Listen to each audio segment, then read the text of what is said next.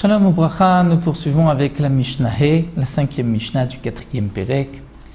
Comme nous l'avons vu dans la Mishnah précédente, nous avons parlé du Korban Etzim, c'est-à-dire du sacrifice Etzim du bois.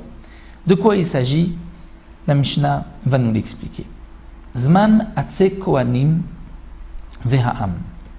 Le moment, Zman Atse a Kohanim Veha'am, où les Kohanim, le peuple, apportaient du bois au Beth Amikdash, Tisha. C'était 7 moments dans l'année. Le Barthénora nous rapporte ce que la Gemara nous enseigne. Lorsque les Bnei Israël, après l'exil de Babel, l'exil de 70 ans, sont revenus au Beth Amikdash, ils n'ont pas trouvé de bois dans la Lishka dans cette pièce pour les sacrifices. Et donc ces familles mentionnées par la suite dans la Mishnah ont offert du bois, de leur argent au Beth Amikdash. Les prophètes, les Nevi'im qui étaient parmi eux ont institué que par la suite, même si la Lishka, cette pièce où était entreposé le bois pour faire brûler les sacrifices, même si cette pièce était pleine de bois, malgré tout, on allait laisser à ces familles apporter du bois ces jours mentionnés dans la Mishnah. Et le jour où ces familles apportaient du bois au Beth Amikdash, ils apportaient aussi un korban ola, un sacrifice qui accompagnait ce bois, et ils faisaient de ce jour-là un Yom Tov, un jour de joie, comme c'est rapporté dans le Sefer Ezra.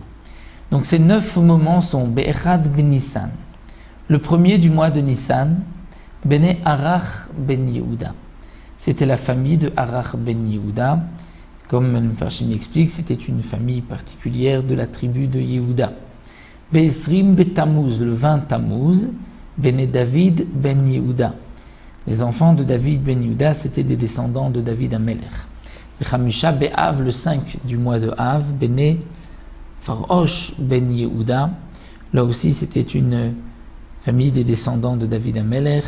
Beshiv Abo, le 7 du mois de Av, Bene Yonadav ben Rechav. Eux étaient descendants de Yitro. Be'Asarabo, le 10 du mois de Av, Bene Senaa ben Binyamin, de la tribu de Binyamin. Bechamisha Asarbo, le 15 du mois de Av, Bene Zatou ben Yehuda, qui était aussi de la tribu de Yehuda.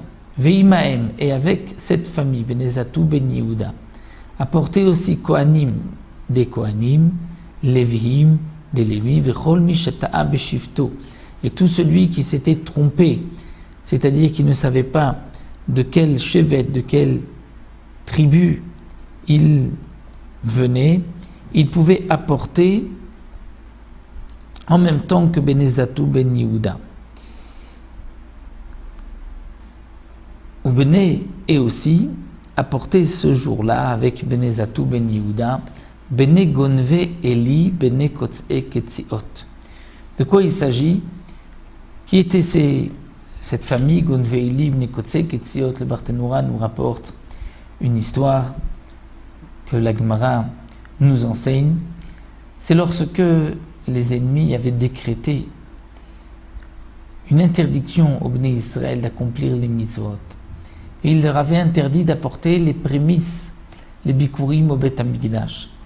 Ils avaient même installé, fixé des gardiens sur les chemins pour empêcher tout juif d'apporter les bikurim, les prémices au Beth Amikdash. Et ces gens qui sont appelés Bnei Gonve Eli, Bnei Kotz'e Ketziot, c'est une famille d'hommes pieux qui avaient décidé malgré tout d'apporter des bikurim, des prémices. Donc ils avaient des paniers où ils avaient posé les fruits des bikurim qui sont des 7 fruits d'Eretz Israël, et ils avaient recouvert les fruits de figues sèches. Et ils les portaient sur les épaules avec un Eli. Eli, c'est un bois avec lequel on pilait le grain de blé, et on l'utilisait aussi pour écraser les figues sèches pour en faire des pains de figues. Donc lorsque ces gens-là rencontraient les gardiens, et que les gardiens posaient la question, mais qu'est-ce que vous avez sur le dos? Répondez, nous allons simplement faire des pains de figues. Voici donc les figues, voici le Eli pour frapper les figues. Et ainsi ils apportaient des bikurim à Yerushalayim. Donc on les appelait Gonvé Eli. Gonvé puisqu'ils volaient, ils trompaient les gardiens grâce à ce Eli. Et Kotse Ketziot, on les appelait aussi puisqu'ils coupaient des pains de figues avec les Ketziot. Le Barthénora nous rapporte aussi qu'une autre fois, les Goïm avaient interdit d'apporter du bois pour la Ma'aracha, pour le Mizbeach, pour l'autel au Beth Amikdash, pour brûler les sacrifices. Et aussi, des hommes pieux avaient construit des échelles et apporté ces échelles. Et les gardiens qui posaient la question, pourquoi vous portez des échelles, répondaient parce qu'on a des oiseaux qu'on va aller chercher dans ce pigeonnier. Et donc c'est pour cela qu'ils passaient, ils traversaient le barrage des gardiens et ensuite ils démontaient ces échelles et il y avait du bois pour le Beth Amikdash. On les appelait Bene Salmae Anetutseti. Et donc eux apportaient du bois en même temps que cette famille Bene Zatu Ben Yehuda. On revient Be'esrimbo, le 20 du mois de Av, Bene Fachat Moav Ben Yehuda. C'était la famille de Fachat Moav Ben Yehuda qui était aussi descendant de Yoav, nous explique les Mefarshim. Be'esrim Be'ilul, le 20 Ilul, Bene Adin Ben Yehuda.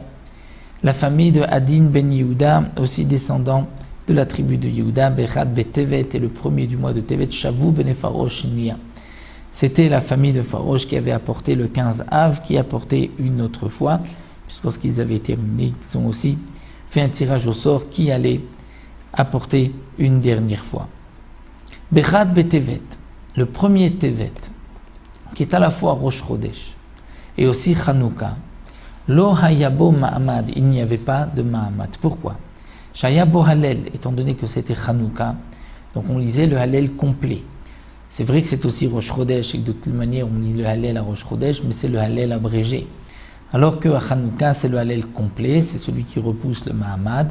Et comme il y avait aussi Korban Moussaf, un Korban Moussaf et un Korban Etzim, ne bois, donc c'est pour cela que ce jour-là, il n'y avait pas de Mahamad dans aucune des Tfilot à Yerushalayim, étant donné que le Hallel, Korban Moussaf, Korban Etzim repoussait le Mahamad, ce rassemblement des Bnei Israël et cette lecture de la Torah que nous avons vue. Donc là, nous avons vu dans cette Mishnah le Korban Etzim, ces familles qui apportaient 9 mois dans l'année du bois pour la Ma'aracha, pour l'autel du Beth Amikdash, pour brûler les sacrifices.